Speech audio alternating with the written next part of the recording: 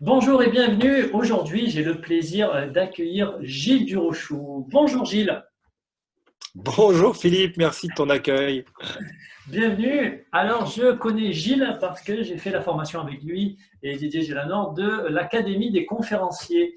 Et est-ce que tu peux te présenter un petit peu plus pour que les gens te connaissent mieux? Oui, bien sûr. Donc, écoute, moi, je suis conférencier. Je travaille essentiellement pour les entreprises. Donc, j'interviens en entreprise. Je précise parce que souvent, dans l'activité de conférencier, on différencie un peu les conférences type grand public et les conférences en entreprise. Je suis spécialisé dans un domaine qui est la prise de parole. Je me suis positionné d'un point de vue marketing sous l'angle de l'anti-blabla. Donc, je suis considéré comme le consultant anti-blabla. Et j'ai une activité qui consiste non seulement à donner des conférences, mais aussi à accompagner les chefs d'entreprise et à mettre en place des plans de formation en entreprise sur tout ce qui va toucher les domaines de la communication et de la relation aux autres. Donc, tout ce qui touche les domaines de la prise de parole. D'accord, ok. Oui, tu as même coaché des gens, je crois, pour des TEDx, il me semble. Oui, en effet, il se trouve qu'en 2012, sous l'impulsion d'un copain qui a demandé une licence pour organiser un TEDx à La Rochelle, on était dans un espace de coworking. Je me rappelle très bien, c'était assez drôle. Mathieu reçoit un texto et puis il fait comme ça. Ah bah tiens, j'ai reçu ma licence TEDx. Et du coup, c'est parti comme ça et on s'est lancé dans l'aventure. On a organisé le premier TEDx de La Rochelle en 2013. Et c'est vrai que ça a été une expérience assez incroyable parce que d'abord, bon, c'était le plaisir d'organiser un événement qui permettait de s'ouvrir un peu les chakras, mais surtout, ça a été très formateur pour nous tous et en particulier pour moi parce que moi, je me suis vraiment passionné pour le sujet à ce moment-là. On s'est rendu compte que quand il s'agissait de prendre des gens et de les mettre sur une scène pour leur donner la parole sur un sujet qui les passionne, et ben, c'est pas parce qu'ils sont passionnés, experts et brillants sur leur sujet que ça fait d'eux des bons orateurs. Et donc, il a fallu se poser un tas de questions, de savoir comment est-ce qu'on accompagnait ces gens-là à être bons sur scène. Et moi, ce challenge m'a absolument passionné. Et c'est là que j'ai commencé vraiment à mettre en place des manières d'accompagner. J'ai cherché, voilà, et ça a donné un superbe événement. Et puis, c'est comme ça un peu que je suis rentré, moi, dans ce monde de la prise de parole. C'est comme ça que je suis arrivé à la conférence aussi. C'est que je me suis dit, mais à quoi bon coacher des gens pour leur expliquer comment prendre la parole si toi-même tu le fais pas? Ouais. Voilà, j'avais un vrai problème de légitimité et c'est vrai que je trouve que c'est important quand même à un moment donné. Tu veux expliquer à quelqu'un que c'est que de ressentir d'avoir 100, 200, 300, 1000 personnes devant toi, si tu l'as pas vécu toi-même, D'accord. tu restes un théoricien quoi. Hein. Exactement. Et puis moi, je t'ai suivi, bon, bien sûr, j'ai été formé aussi par toi. Et puis, je t'ai vu aussi cet été, on s'est retrouvé à Lyon pour la Coupe du Monde féminine où tu as formé aussi des orateurs et des sportifs de haut niveau. Voilà, c'était très impressionnant dans la mairie de Lyon, qui est très, très belle. Et donc, tu as amené aussi des gens à être plus impactants. Et vraiment, moi, j'ai trouvé cet événement génial. Et je ne sais pas, est-ce que tu as eu le retour justement de tous les orateurs qui sont passés à ce moment-là? Et tu peux peut-être dire qui y avait aussi, si tu te, pour nous. Oui, alors c'était un événement très particulier parce qu'en fait, dans le cadre de la Coupe du monde de foot féminin, la FIFA a décidé d'organiser un événement qui permettait de mettre en lumière l'ensemble des projets qui avaient été portés par les villes hôtes, c'est-à-dire les villes qui ont hébergé les matchs de la Coupe du monde de foot féminin. Et il y a 9 villes, alors je ne les ai pas toutes en tête, là tu me prends un peu au Ouais. dépourvu, mais il y avait Montpellier, Rennes, Lyon Grenoble, je bien crois. sûr, Valenciennes, enfin voilà.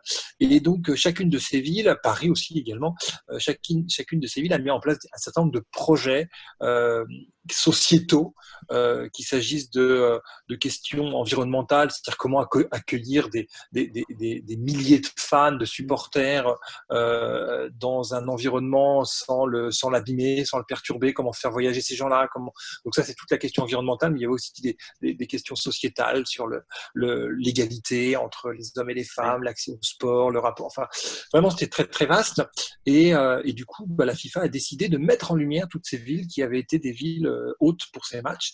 Et donc, moi, j'ai eu la chance à travers un événement qu'on a organisé, donc effectivement à la mairie de Lyon, qui était un lieu magnifique, dans une salle absolument remarquable, vraiment grandiose, de coacher ces 9 personnes qui ont pris la parole sur des formats de 7 à 10 minutes maximum, donc tu as pu les voir. Et effectivement, les retours qu'on a eus, les feedbacks qu'on a eus des gens qui étaient présents étaient extrêmement enthousiasmés parce qu'ils pensaient arriver finalement à un événement un peu politique Ouais. où on avait l'habitude de voir des gens un peu blablater. Et là, ils ont eu 9 interventions au top avec des histoires absolument incroyables. Et d'ailleurs, c'était assez drôle parce que dans ces 9 personnes que j'ai accompagnées, la plupart étaient des gens qui sont plutôt dans ce qu'on appelle des opérationnels, donc dans l'action, et qui ne sont pas des élus. Mais il y avait quand même 2 élus, donc c'était assez drôle parce que travailler avec les élus, c'est d'ailleurs ce qui a été le plus drôle pour moi, parce que d'abord, ils ont l'habitude. Tu les appelles pour leur dire que tu vas passer un moment avec eux pour les coacher et en fait, ils se demandent ce que tu vas faire. Ils ont tellement l'habitude de prendre la parole au débeauté comme ça, etc. Et en fait, c'était assez drôle parce qu'il a fallu les amener petit à petit à prendre conscience, sans les vexer, bien sûr, parce qu'un élu, c'est sensible, hein, sans les vexer, à les amener à prendre conscience que la prise de parole qu'ils allaient faire, eh ben, c'était pas juste un blabla comme ça de plus et qu'il fallait qu'elle laisse une trace, quoi. Et donc, c'était très, très agréable de travailler avec ces élus parce que finalement, il a fallu plus de temps qu'avec les autres.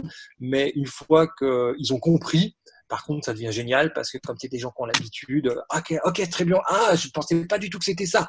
Ah oui, ah non, je ne pensais pas. Ah d'accord, l'exercice est très différent de ce que j'ai l'habitude de faire.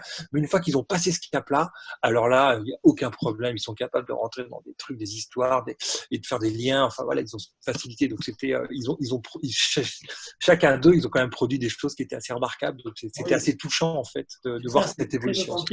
Très authentique dans ce qu'ils ont proposé. Et je pense que même aussi, parce que moi, ce que j'ai trouvé fort, c'est que c'est la FIFA. C'est travailler pour la FIFA. Et il y avait les pontes de la FIFA qui étaient là aussi, avec plein de gens très haut placés. Et c'était vraiment impactant ce qu'ils ont envoyé comme message, que tu leur as fait faire passer comme message. Ils se connectaient à eux, ils étaient très nature. Et ça a créé une super bonne ambiance, je trouve. Et même des médailles olympiques. Enfin, vraiment, c'était un événement qui était très fort. Oui, c'était très très chouette et c'est vrai que bon, les gens, quand je vois les mails que j'ai reçus derrière, les feedbacks sont très très positifs. Et puis, ce qu'il faut noter surtout, c'est que en fait, bon, les gens qui acceptent finalement de se lancer dans un exercice comme ça, la FIFA les contacte, leur dit voilà, on aimerait que vous participiez à un événement, qui va prendre la parole dans votre équipe, on pense à telle ou telle personne. Bon, d'abord les gens ils n'ont pas envie. Ouais. Globalement, enfin, il y en a quelques-uns qui aiment bien ça, mais c'est quand même assez rare. La plupart du temps, ils se disent attends, moi, je n'ai pas du tout envie d'aller prendre la parole. Ça leur met un peu la pression quand on sait qu'il y a la déléguée générale de la FIFA qui était là, qu'il y a des représentants de fédérations sportives. Et comme tu dis, il y avait des gens, il y a un peu de gratin, quoi. Oui, c'est ça. Ça met un peu la pression. Et donc, la première approche, elle n'est pas tout à fait engagés, quoi. Et en fait, le travail qu'on fait avec eux, c'est-à-dire que de dédramatiser et ensuite de les accompagner, de leur montrer comment raconter une histoire, comment finalement simplifier les propos, comment oser parler un peu d'eux et s'engager, mais ça donne des choses qui sont tout bonnement incroyables parce que chacun d'entre nous, on a des histoires, des anecdotes, des trucs qui nous sont arrivés qu'à nous, qu'on peut raconter. Il suffit d'aller puiser dedans et quand les gens osent faire ça, ça donne des interventions qui sont touchantes, qui sont engageantes. Et ça a été très largement souligné.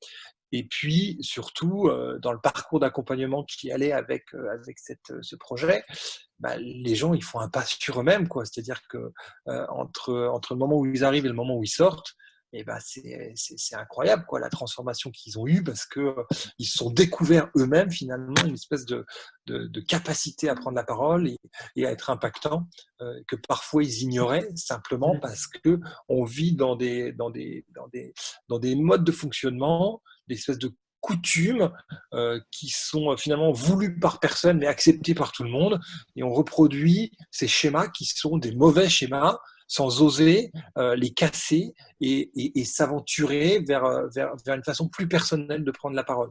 Voilà. Mais quand on fait ça, c'est sûr qu'on se fait un bien fou à soi-même, en fait. Exactement, on a senti qu'ils se faisaient plaisir et à travers ça, ils nous ont donné aussi leur message, mais ils nous ont aussi fait plaisir dans la manière dont ils ont amené ça. Et leur message était encore plus impactant, je trouve. C'était vraiment un bel événement. J'ai envie aussi de te demander aujourd'hui quel serait ou quel est ton message que tu as envie de faire passer aux gens qui vont nous regarder. Alors, c'est curieux parce que c'est vrai que la période dans laquelle on fait cet échange est toute particulière puisqu'on est en plein confinement et que moi-même, si tu veux, j'ai posté il n'y a pas très longtemps sur LinkedIn un post qui posait cette question, qu'est-ce qui est utile aujourd'hui? Qu'est-ce qui est Oui. essentiel? Et évidemment, on le voit bien que ce qui est utile et essentiel aujourd'hui, c'est les métiers de la santé, les métiers de la nourriture et en fait les métiers du déchet. Voilà, et parfois des métiers qui sont quand même très dénigrés, c'est-à-dire que éboueur, caissier ou caissière, c'est pas des métiers hyper valorisés. Or aujourd'hui, ils sont devenus essentiels à nos yeux. Exactement. Dire que c'est les questions que ça soulevait chez moi toute cette période-là. Et donc forcément, je me suis posé la question de l'utilité de ce que je faisais, du métier que je faisais, de l'intérêt. Et si je le faisais pas, est-ce que ça changerait vraiment la face du monde, quoi. On peut considérer, je pourrais répondre à cette question évidemment, oui, si je le faisais pas, ça changerait pas grand-chose. Après, ce qui me semble important, moi, c'est pas tant par rapport à mon propre métier à moi, mais par rapport à la capacité que chacun on a à prendre la parole. Moi, ce qui m'anime en fait dans ce que je fais depuis plusieurs années maintenant, c'est surtout d'éveiller les gens à leur capacité à impacter le monde, à impacter autour d'eux. Euh, En fait, moi, j'interviens beaucoup en entreprise, par exemple, et je fais beaucoup de formation.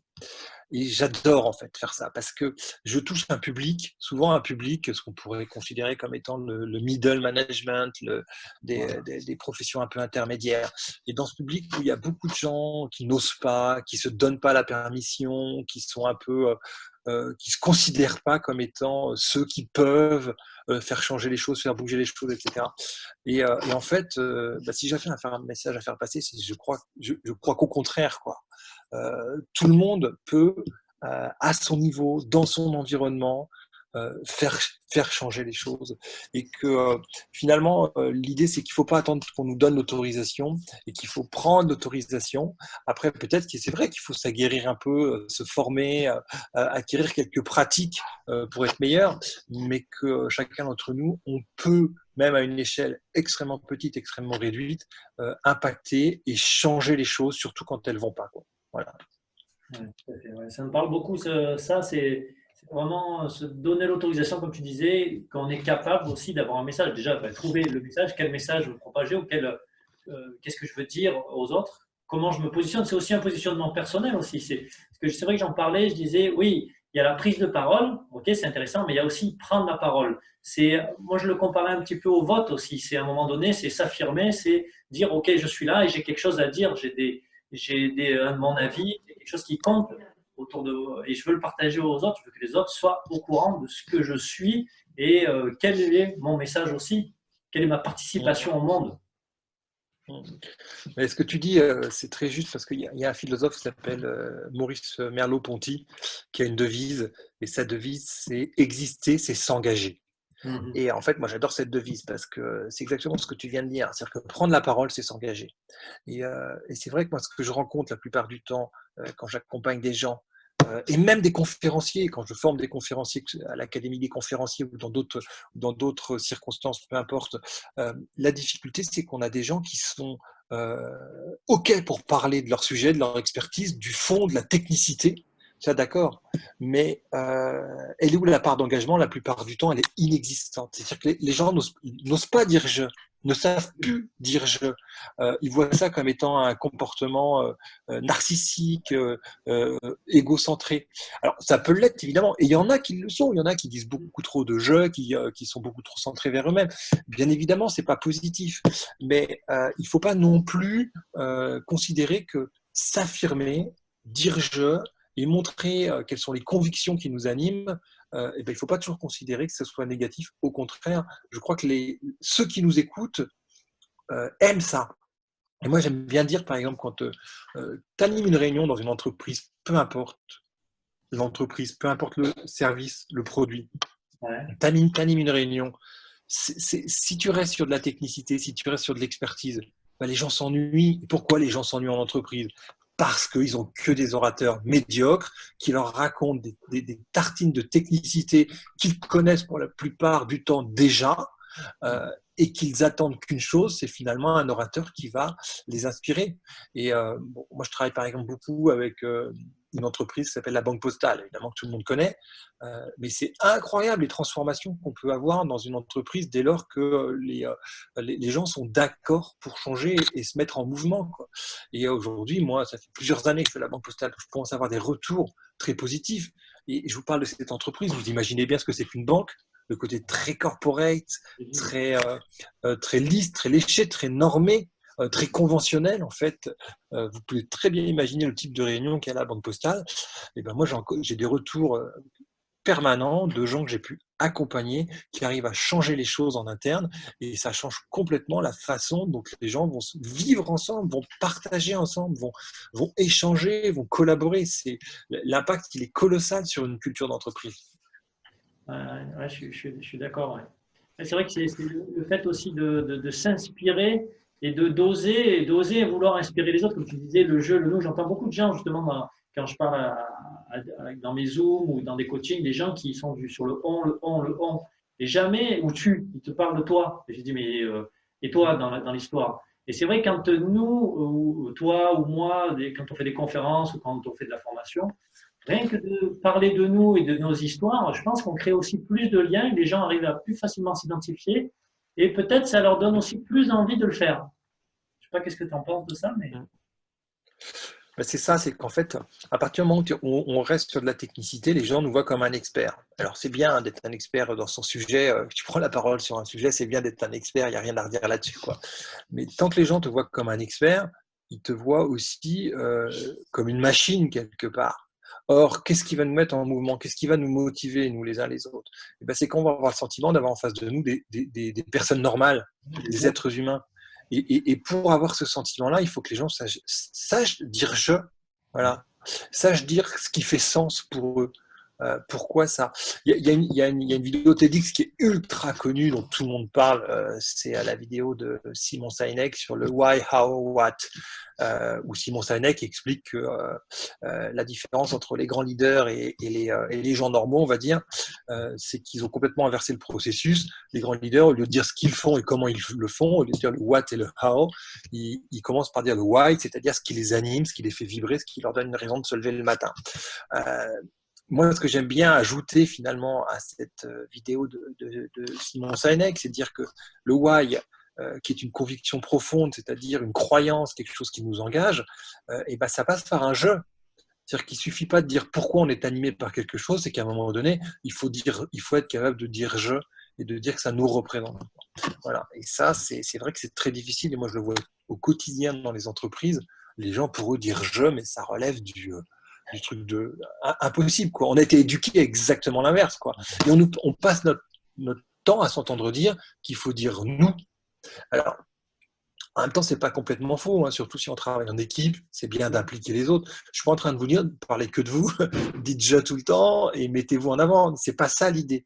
C'est que bien doser, savoir dire je, c'est savoir s'impliquer personnellement dans un projet, dans une action, dans une idée. Et cette implication personnelle, elle va faire toute la différence par rapport à celui qui reste à distance finalement de l'idée, simplement parce qu'il en parle comme un expert. Okay, donc voilà, c'est une question de dosage aussi, un peu tout ça. Ouais, ouais, ouais. Oui, c'est ça. Et puis c'est aussi, bah, des fois, tu as besoin aussi d'exprimer, de dire, ben, moi je suis d'accord, moi je suis pas d'accord, moi je ressens ça par rapport. Exprimer aussi ce qu'on vit, même si on est dans une équipe, à un moment donné, tu n'es peut-être pas d'accord avec ce que proposent les autres, et puis tu te dis, bah, tiens, ça va mieux marcher. Donc voilà, c'est aussi intéressant des fois être individuel et de proposer quelque chose d'autre. Peut-être que ça va être mieux, peut-être que ça va être moins bien, mais c'est voilà, chacun travaille à améliorer le groupe et bah, des fois la vie de un peut changer les choses et changer le groupe. Donc ok, je suis d'accord. Est-ce que maintenant tu peux nous partager ce que toi tu fais ou comment tu penses, comment tu vois les choses pour arriver justement à faire tout ce que tu as fait jusqu'à aujourd'hui. Voilà, qu'est-ce qui fait que Gilles est arrivé à réussir là où il en est? Tu dis que tu fais de la formation, tu es conférencier, tu as fait former des gens au TEDx, tu as travaillé avec la FIFA. Voilà, qu'est-ce qui se passe pour que tu aies ces résultats? J'adore parce que quand tu poses cette question-là, on a l'impression que j'ai une réussite absolument exceptionnelle et donc c'est très flatteur. Je te remercie. Merci beaucoup. Ouais, tu formes en Lyon. Tu as dit que tu faisais de la conférence spectacle aussi, mais voilà, tu en fais, tu as créé des événements, Oui, c'est vrai. des choses qui se sont passées, qui sont inspirantes en tout cas. Oui. Alors, la définition de la réussite, on sera d'accord elle dépend de chacun d'entre nous et chacun mettra la sienne. Après, moi, je fais. Il y a des gens qui réussissent vraiment brillamment, qui mènent des projets absolument incroyables, parfois qui gagnent beaucoup d'argent et pour eux c'est un symbole de réussite et le rapport à l'argent c'est une vraie question ça aussi. Euh, donc il n'y a pas de secret. Pour réussir, il faut de la méthode, de la Ouais, structure, de la rigueur. Euh, c'est à mon sens inévitable. Or, pour être tout à fait honnête, moi je ne suis pas quelqu'un d'ultra rigoureux, ultra méthodique et pas du tout routinier. Donc, je ne peux pas dire que je sois quelqu'un qui mette en place les choses les plus évidentes qui soient pour arriver à des grandes réussites. Par contre, moi j'ai une conviction euh, qui se vérifie à travers ma propre expérience en tout cas, c'est que je crois à l'action. C'est que ah, je crois à l'action et que pour moi, dans la vie, il faut agir tout le temps. Parce que dans l'action, il y a l'avenir. Et l'avenir, on peut le planifier, mais je connais assez peu de plans qui aient été planifiés, qui aient été respectés.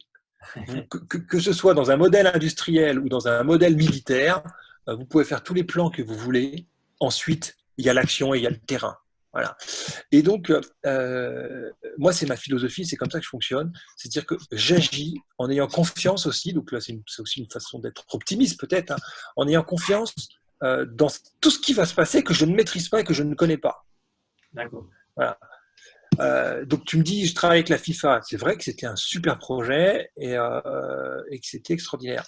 Mais comment je suis arrivé à ça? Et ben justement parce que je me suis mis dans l'action. Et 3 ans avant, donc là j'ai une anecdote, hein, je reçois un coup de téléphone Ouais, de quelqu'un qui s'appelle Eve Gutiérrez, qui dirige une boîte qui s'appelle Les Apérettes. J'avais jamais entendu parler d'elle, je la connaissais pas. J'écoute ma messagerie et je tombe sur un message de ouf. Une voix ultra péchue. Oui, bonjour, je m'appelle Eve Gutiérrez, j'ai un super projet, j'aimerais qu'on le fasse ensemble, blablabla. Et rien qu'en écoutant ce message, je me dis, cette fille, il faut que je travaille avec elle. Parce qu'elle a la pêche, elle a de l'énergie, etc. Donc je la rappelle. Ah oui, merci de me rappeler, blablabla. Blablabla. Alors j'ai un projet, je voudrais monter une action qui consiste à mettre en place un événement avec 10 femmes dirigeantes des 10 plus grandes boîtes de France. Il me faut quelqu'un pour les coacher. Si vous êtes partant. Et là, je dis, bah ouais, c'est mon métier. Je suis partant. Bon, d'accord, alors je n'ai pas d'argent. Ah, d'accord, ok. Et en fait, si tu veux, cette façon d'amener les choses, cette personnalité, ce projet, etc., j'ai dit, ça m'intéresse. d'accord. Je sais pas pourquoi, mais je sens qu'on a un truc à faire ensemble. Eve est devenue une très grande amie avec qui je travaille régulièrement. Et donc, en fait, le projet qu'elle créait à l'époque, qui s'appelait Coup de projecteur, qui était un événement qui permettait de donner la parole à 10 femmes qui travaillent dans le top management des 10 plus grosses boîtes de France, et ben, c'est un projet qu'elle a développé ensuite et elle a vendu ce projet à la FIFA. Et donc elle m'a dit ah bah super, j'ai la FIFA, machin, etc. Donc elle m'a rappelé et c'est comme ça qu'on a travaillé ensemble. Et là il y avait du budget et c'était un très très beau projet, comme on en a parlé tout à l'heure. Donc voilà, ce que je veux dire c'est que c'est ça, c'est-à-dire qu'à un moment donné il faut se mettre dans l'action quoi. Et moi j'ai cru en elle parce elle avait la pêche, elle m'apportait un projet qui était génial et en plus intuitivement j'ai senti que humainement on allait se rencontrer et ça a été une très très belle rencontre. C'est quelqu'un qui est devenu une amie, on travaille ensemble, enfin, c'est génial. Voilà. Donc moi, je crois à ça, je crois à l'action. Donc, ce qui va un peu à l'opposé du discours de beaucoup de gens, surtout dans le monde des conférenciers, qui disent ah, faut rien faire gratuitement, etc., etc. Et moi, je pense qu'il n'y a jamais rien de gratuit en fait. C'est que ce qui est important, c'est d'identifier ce qu'il y a après. Et donc, si après, c'est un cachet parce que vous avez facturé votre prestation, très bien, tant mieux. Mais si après, c'est autre chose, et que cette autre chose a de la valeur, peut-être que ça peut ressembler à une forme de rémunération. Elle ne viendra peut-être pas tout de suite, elle viendra peut-être plus tard. Voilà. Et en même temps, je crois que c'est ça aussi qui fait que on a des projets. Enfin, là, je te donne un autre exemple. Hein. J'ai commencé ce matin, ça date de ce matin. J'ai commencé à écrire un livre parce qu'il y a un éditeur qui m'a appelé.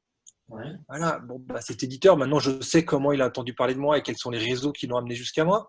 Mais voilà, cet éditeur, il m'a appelé un jour parce que j'étais dans l'action. J'ai fait des choses. Je ne les ai pas faites en me disant que ça allait me procurer ça, mais parce que je les ai faites, elles sont arrivées. Voilà. Ce que j'entends, en fait, c'est que tu suis ton intuition, parce que tout à l'heure, tu as parlé d'intuition par rapport au coup de fil que tu as reçu de cette personne. Et ensuite, aussi, tu te fais confiance, tu te dis, bon, là, ça me donne envie, j'y vais. Et je sens qu'il y a du sens aussi. Si tu le fais, c'est parce que pour toi, ça a une signification. Tu t'engages dans quelque chose parce que derrière, tu te dis, oui, mon intention, c'est ça. Et je trouve du sens à le faire. Je ne le fais pas juste parce que je vais faire plaisir à quelqu'un. Je le fais pour moi parce que j'y trouve un intérêt, que ça me plaît, que ça va me apporter quelque chose. Il y a une connexion aussi avec les autres, avec la personne. Tu as connecté avec la personne, ce que j'ai entendu aussi. Oui, ça c'est vrai. Mais après, ça c'est toujours un pari parce que Oui. là, je te parle d'une belle expérience où ça s'est très bien passé avec Ève et c'est devenu une amie et on s'entend très très bien. Mais après, il y a beaucoup d'autres gens avec qui j'ai travaillé, avec qui l'aventure n'a pas été aussi loin ou parfois elle a même capoté. Donc c'est pas grave en soi. Ouais. Je regrette pas d'avoir fait ce que j'ai fait aussi, mais certes, ça ne marche pas à tous les coups. Voilà. Voilà. Ou alors ça, Voilà, ça ouf. pardon, vas-y. Ou alors ça t'emmène sur d'autres chemins et d'autres opportunités. Tu vois, c'est juste différent, mais c'est pas le même type de réussite. Mais comme tu te mets dans l'action, tu vois en fait. Tu vois et tu réalignes ton objectif Exactement. à chaque fois. Ok, super, super. Merci pour ces idées, ces outils aussi, cette façon de faire qui est très intéressante. On arrive à la fin de l'interview. Est-ce que tu as aujourd'hui, quelle est ton actualité en fait? Qu'est-ce qui se passe pour toi? Est-ce que tu as quelque chose justement à proposer aux personnes qui nous regardent, à leur dire, voilà, qu'est-ce qui se passe? Alors, actualité, on essaie d'avoir une actualité pendant le confinement. Là, je suis en train de lancer une formation. L'Académie des conférenciers va lancer une formation. Pendant le confinement, c'est une formation exclusivement en ligne. Donc, je vais commencer la communication dessus la semaine prochaine. Alors, je ne sais pas quand est-ce que la vidéo sera diffusée là. Tu me diras après. Moi, je vais mettre le lien en dessous dans la description quelque part. Vous pourrez retrouver justement. Je pourrais mettre le lien du site, etc. Je te donnerai effectivement le lien pour que tu puisses le mettre. L'idée là de cette actualité, c'est de dire voilà, on est tous enfermés chez nous. Néanmoins, c'est pas pour autant qu'il faut pas qu'on continue à mettre en place nos projets, à se former et à avancer. Et là, l'idée, c'est de proposer une formation en ligne qui soit complètement gratuite. Alors, pas parce que ça n'a pas de valeur, mais d'abord, il y a deux choses. Un, c'est qu'en ce moment, vendre, c'est quand même un peu compliqué et surtout, on n'a pas d'activité. Enfin, moi-même, j'ai plus d'activité, donc elle est extrêmement réduite en tout cas, mais j'ai plus d'activité de conférence, même si je donne des formations en classe virtuelle, c'est un peu différent. Mais surtout, c'est de bien faire comprendre que ce qu'on va partager en termes d'intelligence de l'Académie des conférenciers, ça reste une intelligence que on peut trouver assez facilement. Donc, la théorie, quand on parle de prise de parole en public, il y a tellement de livres qui ont été faits dessus, il y a tellement de livres sur les conférences, sur l'art oratoire. Enfin, c'est-à-dire que, bon, c'est évidemment passionnant et intéressant, ça a de la valeur, mais si on se contente de lire des bouquins, on ne deviendra pas un bon orateur pour autant. Donc, la vraie valeur de l'Académie des conférenciers, elle est dans la pratique. Elle est dans le fait qu'on coach les gens, quoi. Donc là, on met en place une formation dans laquelle on va délivrer énormément de théories. Après, effectivement, la partie payante, ce sera pour ceux qui veulent aller plus loin, s'ils veulent aller vers du coaching ou de la formation présentielle sur les programmes qu'on va mettre en place. Mais en tout cas, pendant le temps du confinement, là, on va proposer une formation qui permette aux gens de découvrir aussi un peu qui nous sommes, comment on travaille Voilà, ça permet de maintenir une actualité Super. sur l'Académie des conférenciers. Ok, super, super, super, ça, c'est top, bravo.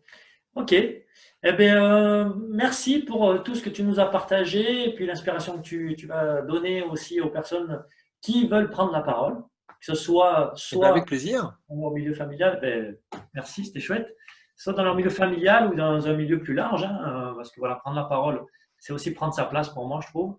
Donc, merci d'en avoir Oui. témoigné de ça. Et En tout cas, merci de ton accueil. Merci de ton accueil. Mais bravo pour ton projet d'interview. Là, je sais que tu as commencé, que tu commences à interviewer pas mal de personnes. Donc, je trouve que c'est chouette aussi. C'est bien. Bravo. bon, cool, merci, merci. Ben, je te souhaite une belle journée et je vous dis à très bientôt. Ciao Gilles, bye bye. Salut Philippe. Au revoir tout le monde. À bientôt.